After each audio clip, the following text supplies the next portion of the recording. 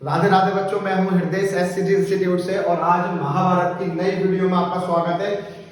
जैसा कि हम लोगों ने बेटा प्रण किया था कि महाभारत बैच में जो है 1 से लेकर 10 तारीख तक हम 5 चैप्टर कंप्लीट करेंगे, तो हम आज 3rd चैप्टर पर आ चुके हैं। हमारा 4th चैप्टर कंप्लीट हो गया है, 2nd चैप्टर कंप्लीट हो चुका है। अब हम 3rd चैप्टर करने जा रहे हैं, जो कि हमारा है बेटा क्या, pair of linear equation in 2 variable.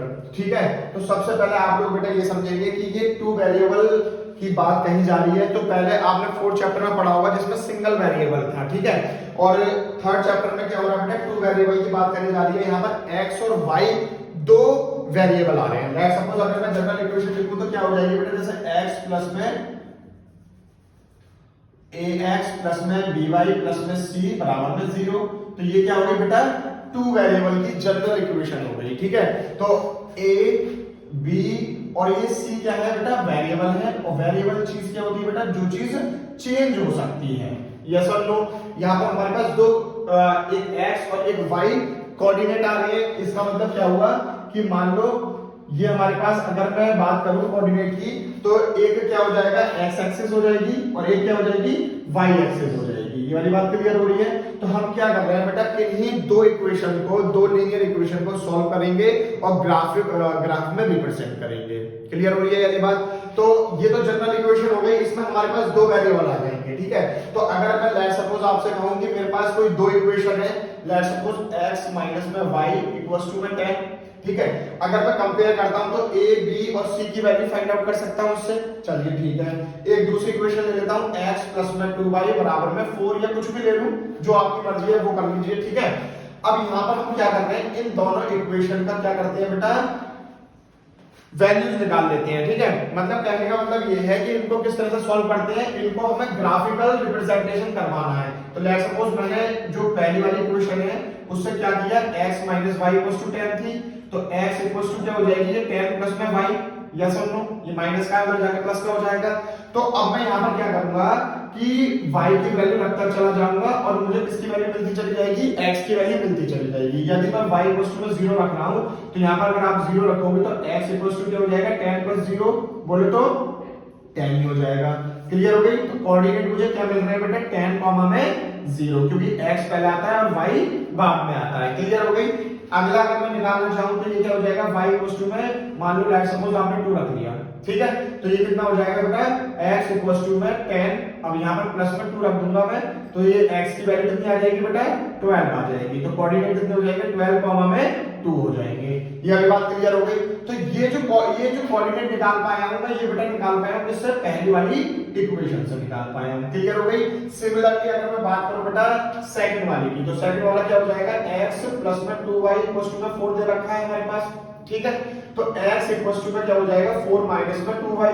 Clear हो गई। तो ये हमारे पास क्या आ गई, x की वैल्यू आ गई।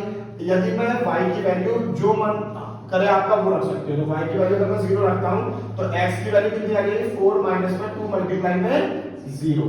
क्लियर हो गई। तो x की वैल्यू कितनी आ गई बेटा, 4 आ गई। ये वाली बात समझ में आ गई। क्या होगा, ठीक है। तो x की वैल्यू कितनी आ गई बेटा, 4 आ गई। अब देखो बेटा यहां पर क्या करता हूं, y की वैल्यू मैं जो है रख देता हूं 2 रख देता हूं, लेट्स सपोज, ठीक है। तो यहां पर x की वैल्यू कितनी आ जाएगी, 4 मल्टीप्लाई में 2 2 जा 4, क्योंकि 2 रख रहे हो आप, तो ये कितनी आ जाएगी बेटा, x की वैल्यू कितनी आ रही है, 0 आ रही है। तो यहां से अगर आप कोऑर्डिनेट देख पा रहे हो तो 4,0 आया है, और यहां से जो कोऑर्डिनेट देख पा रहे हो 0,2 आया है। क्लियर हो गई। तो अब एक काम करते हैं बेटा, हम लोग एक टेबल बना लेते हैं इस तरह से। देखो बेटा ये x की बना लेते हैं और ये y की बना लेते हैं। अगर मैं इस वाली इक्वेशन की बात कर रहा हूं, सिर्फ ये वाली इक्वेशन जो है लीनियर इक्वेशन, इसकी अगर मैं बात करूं तो एक बार x की वैल्यू 10 है और एक बार x की वैल्यू कितनी है बेटा, 12 है। सॉरी यहां पर रखेंगे ना 12, तो 12 यहां पर आ जाएगी। तो x में अगर 10 थी तो y की वैल्यू कितनी आ रही थी, 0। अगर x की वैल्यू 12 थी तो y की वैल्यू कितनी आ रही थी, 2 आ रही थी। यस और नो। सिमिलरली हम लोग क्या करेंगे बेटा, यहां पर भी जो सेकंड इक्वेशन है उसकी भी हम टेबल बना लेंगे, x और y तो x की वैल्यू एक बार 4 रखी थी हमने, तो कितनी आ रही थी y की वैल्यू 0, और एक बार x की वैल्यू 0 थी तो y की वैल्यू कितनी आ रही थी 2 आ रही थी। अब क्या करते हैं बेटा, इनका करते हैं हम ग्राफिकल रिप्रेजेंटेशन, ठीक है। तो देखिएगा बेटा किस तरह से करेंगे, तो मैं ग्राफ ड्रॉ कर लेता हूं और इन दोनों इक्वेशनों को एक ही ग्राफ पे हम सॉल्व करेंगे, ठीक है। चलिए अब सबसे पहले हमें ये देखना है कि कोई माइनस में तो नहीं आ रहा, नहीं आ रहा, ठीक है। तो x जो है हमारा सबसे ज्यादा कहां तक जा रहा है, 12 तक जा रहा है, ठीक है। तो x एक्सिस हमारी ये है, तो हम क्या करते हैं 2 2 का मैप ले लेते हैं, 2 4 6 8 10 और 2 12। अब देखो बेटा y में सबसे ज्यादा कितना है, 2 ही है, ठीक है। तो यहाँ पर क्या ले लेते हैं, ये तो 0,0 हो जाता है, ये ओरिजिन होता है बेटा, ये कितना हो गया 2 हो गया, और ये कितना हो गया 4 हो गया, लेट्स सपोज, ठीक है। तो अगर मैं बात करूं पहली वाली, यहां पर डाल देता हूं फर्स्ट इक्वेशन और यहां पर डाल देता हूं बेटा सेकंड लीनियर इक्वेशन, ठीक है। तो फर्स्ट वाले को प्लॉट करते हैं हम ग्राफ में, किस तरह से करेंगे, tan 0 मतलब x पे तो हम 10 चले और y पर कितना चले बेटा, हम लोग 0 चले, मतलब y पर हम चले ही नहीं, तो ये कितना हो जाएगा, कोऑर्डिनेट कहां पर आ जाएगा, ये यहां आ जाएगा बेटा, और इसका नाम क्या रख देंगे हम, tan में 0। ये वाली बात क्लियर हो गई। नाउ अगला क्या है हमारे पास कि x पे हम 12 चले और y पे कितना चले 2, x पे तो हम 12 चले और y पे कितना चले हम 2 चले, तो 2 लगभग यहाँ पे आ रहा होगा आपका, तो ये कितना हो जाएगा बेटा 12 में 2। ये वाली बात क्लियर हो गई। इसको थोड़ा सा नीचे की तरफ लिख देता हूं ताकि हम स्ट्रेट लाइन खींच सकें, ठीक है। तो ये वाला जो कोऑर्डिनेट हो जाएगा वो हो जाएगा 12 में 2, और ये वाला जो कोऑर्डिनेट हो जाएगा वो हो जाएगा 10 में 0। तो अगर आप देख पा रहे होंगे तो ये बिल्कुल एकदम से स्ट्रेट लाइन आ रही होगी, और इस लाइन पे हम कौन सी इक्वेशन लिख देंगे, x minus y equals to में 10, क्योंकि ये स्ट्रेट लाइन आ रही है। क्लियर हो गई वाली बात। नाउ इन केस ऑफ अगर मैं दूसरी वाली बात करूं तो ये क्या रहा है 4 में 0, मतलब x पे तो हम 4 चले यहाँ पर और y पे हम चले ही नहीं बेटा, तो ये कितना आ जाएगा हमारे पास 4 में 0, ठीक है। अब ये कितनी है, x पे तो हम 0 चले और y पे कितना चले 2 चले, तो मतलब x पे तो हम चले ही नहीं बेटा, x पे तो हम 0 चले और y पे कितना चले 2 चले, तो ये कहीं यहाँ कहीं आ रही होगी, तो इसका पॉइंट क्या हो जाएगा बेटा, कोऑर्डिनेट 0 में 2। तो अगर आप देख रहे होंगे तो ये भी एक स्ट्रेट लाइन आ रही होगी बेटा, ये मार्कर है अभी यहाँ पर बिल्कुल स्ट्रेट लाइन नहीं आ रही है, लेकिन आप जब बनाओगे तो बिल्कुल स्ट्रेट लाइन आ रही होगी, और इसकी इक्वेशन क्या हो जाएगी बेटा, यहाँ पे लिख देंगे x प्लस में 2y इक्वल्स टू में 4। तो ये तो जनरल इंट्रोडक्शन था बेटा कि हम लीनियर इक्वेशन को किस तरह से ग्राफिकल रिप्रेजेंटेशन करते हैं। क्लियर हो गई वाली बात, अच्छे से समझ में आ गई। नाउ अब बढ़ते हैं बेटा एक्सरसाइज 3.1 की तरफ, वो क्या कह रही है, ठीक है। तो उसमें हम इक्वेशन बनाएंगे, चलिए देखते हैं बेटा। हमारे पास एक्सरसाइज 3.1 है और 3.1 में हमारे पास पहला क्वेश्चन क्या कर रहा है कि Aftab tell his daughter 7 year ago. तो 7 ईयर एगो का मतलब क्या हुआ, पहले 7 साल पहले, आई वॉज 7 टाइम्स मतलब 7 गुना में ज्यादा था जितनी तुम्हारी उम्र थी, ठीक है। ऑल्सो 3 years फ्रॉम नाउ, अब 3 साल बाद अब से, ठीक है। I shall be 3 times as old as you will be, ठीक है। तो हमें क्या करना है बेटा, इक्वेशन बनानी है और बाद में आपसे कहा गया है कि ग्राफिकल इसको रिप्रेजेंट करना है, यस और नो। तो हम क्या करते हैं बेटा, पहले तो आफ्ताब की जो है एज मान लेते हैं बेटा x, और उसकी जो डॉटर हो जाएगी उसकी मान लेते हैं बेटा क्या बेटा y। ये वाली बात क्लियर हो गई है। चलो पहली लाइन दोबारा से पढ़ते हैं, 7 years ago। तो 7 years ago का मतलब ये है कि अब से 7 साल पीछे। तो हम क्या माइनस करेंगे, तो क्या करते हैं x में से 7 माइनस कर देंगे। ये जो है वो प्रेजेंट एज है किसकी, आफ्ताब की। तो अब से 7 साल पहले की बात आ रही है, तो 7 साल पहले जाना पड़ेगा, तो माइनस करना पड़ेगा। तो वो कितना था बेटा, I was 7 time, I was मतलब कौन, आफ्ताब 7 टाइम ओल्ड था किससे बेटा, अपनी बेटी से। और बेटी की उम्र कितनी हो जाएगी 7 साल पहले, अभी हमने y मानी थी, और 7 साल पहले कितनी हो जाएगी, माइनस का 7 हो जाएगी। ये वाली बात क्लियर हो गई है। मैं फिर से समझा देता हूं बेटा, आफ्ताब की और उसकी बेटी की जो प्रेजेंट एज है वो x और y हमने लेट कर ली है। क्लियर हो गई है ये बात। तो अब मैंने क्या किया मेरे प्यारे बच्चों कि 7 साल पहले क्या करा है, जो प्रेजेंट एज थी 7 साल, अगर मैं पीछे जा रहा हूं तो मैं 7 साल माइनस कर दूंगा उसमें से, ठीक है। तो ये किसकी आ गई, अब आफ्ताब की एज आ गई 7 साल पहले की। क्लियर हो गई। लेकिन वो कह रहा है कि आई वॉज 7 टाइम्स, वो 7 टाइम्स क्या था, ओल्ड था एज यू वर देन, जब आप जितनी थी। तो 7 साल पहले की ये वाली एज कितनी हो जाएगी बेटा, ये किसकी हो गई, डॉटर की हो गई 7 साल पहले की, और वो कितना कह रहा है 7 गुना में ज्यादा था, तो 7 से मैंने मल्टीप्लाई कर दिया है। क्लियर हो गई। अब इस इक्वेशन को सॉल्व करने की कोशिश करते हैं। तो x माइनस में 7, ये अंदर 7y हो जाएगा, माइनस में 49 हो जाएगा। क्लियर हो गई। सारी चीजें इधर लेके आ जाती है, उधर 0 कर देते हैं। तो x माइनस में 7 माइनस का 7y प्लस में 49 बराबर में 0। ये इधर आएगा तो माइनस का हो जाएगा, ये इधर आएगा तो प्लस का हो जाएगा। अब देखो 49 और 7 को देख लो, ये प्लस, ये माइनस का, ये प्लस का है, तो 49 में से 7 गए, कितने बचे बेटा 42। तो x माइनस में 7y और प्लस के 42 बराबर में 0। ये आ गई हमारी पहली इक्वेशन। ये वाली बात क्लियर हो गई है। अभी हमारा जो क्वेश्चन है बेटा वो यहां तक कंप्लीट हुआ है और ये इक्वेशन निकल के आ गई है। क्लियर हो गई है। Now 3 years from now, 3 years from now का मतलब हुआ अब से 3 साल बाद। ठीक है, तो अब से 3 साल बाद एक बार बताओ, आफ्ताब 3 साल बड़ा होगा तो उसकी बेटी भी तो 3 साल बड़ी होगी। तो हम क्या करेंगे, आफ्ताब जो है 3 साल बड़ा कर दिया हमने और उसकी बेटी भी हमने 3 साल बड़ी कर दी। क्लियर हो गई है। फिर वो कह रहा है आई शैल बी 3 टाइम्स, अब मैं 3 साल ज्यादा, 3 गुना ज्यादा होऊंगा आपकी एज से, तो 3 से मल्टीप्लाई कर दी हमने।